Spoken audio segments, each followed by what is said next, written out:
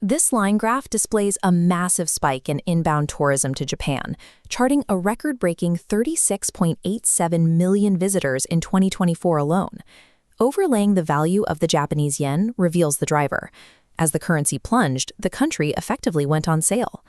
That macroeconomic reality translates directly to the street level. Primary hubs like Tokyo, Osaka, and Kyoto are grappling with severe over-tourism, turning historic districts into congested bottlenecks. Attempting a classic Japan itinerary today means navigating heavy infrastructural strain. You compete for physical space on trains, in restaurants, and at major cultural sites. The frictionless, easy Japanese vacation of the 2010s no longer exists. If you are planning a trip, you now face a rigid dilemma regarding how you allocate your time and patience. In response to this gridlock, a clear alternative strategy is emerging. This is particularly visible among travelers in their 20s and 30s, booking their second, third, or nth visit. Instead of funneling into primary hubs, these repeat visitors are targeting Tier 2 and Tier 3 provincial towns. These smaller cities offer a stark contrast in environment, maintaining the manicured serenity that originally made the country famous. This geographic shift is largely enabled by low-cost carriers, or LCCs. These budget airlines have massively expanded their direct routes into regional Japanese airports, allowing travelers to bypass the crowded capital entirely.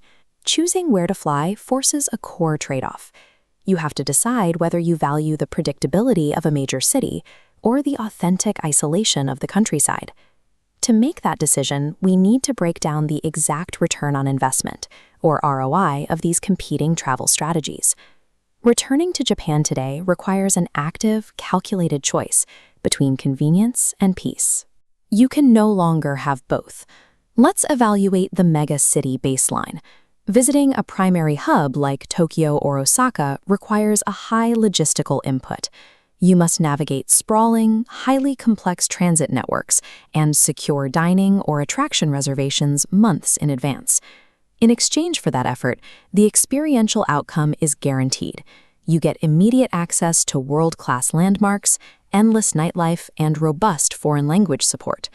Financially, this path demands a premium.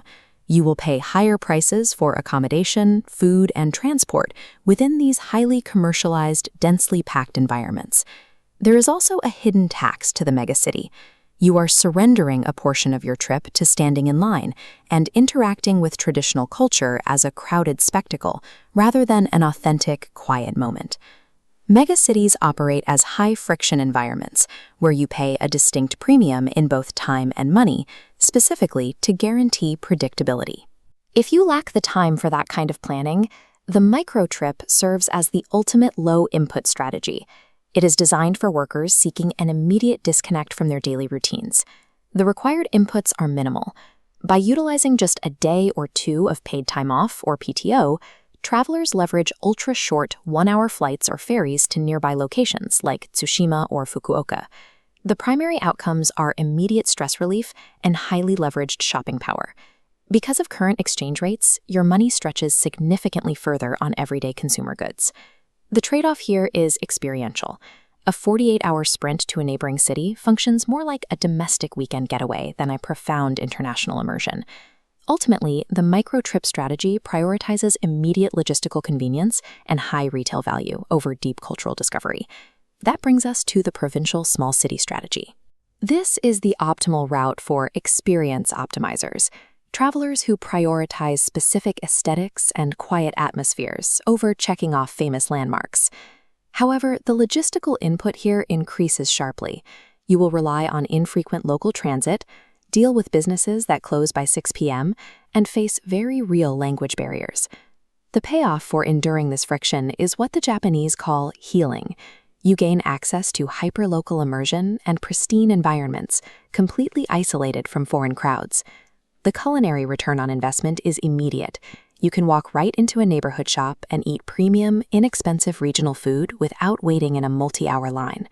The cultural return on investment is equally high.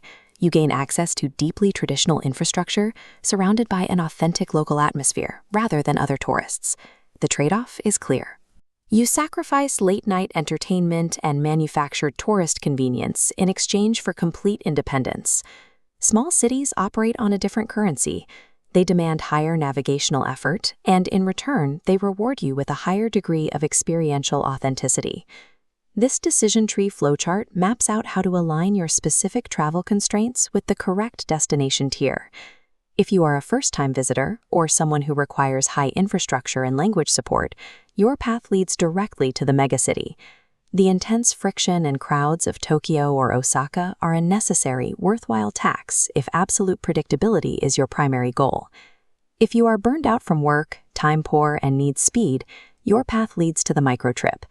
And if you are an experience optimizer seeking healing and isolation, your path points straight to the provincial small city. A successful trip is not the result of copying a trendy viral itinerary. It comes from correctly diagnosing your own limitations and goals before you book a flight. While macroeconomic trends have made visiting Japan financially cheaper, money is not your most limited resource. Your time is.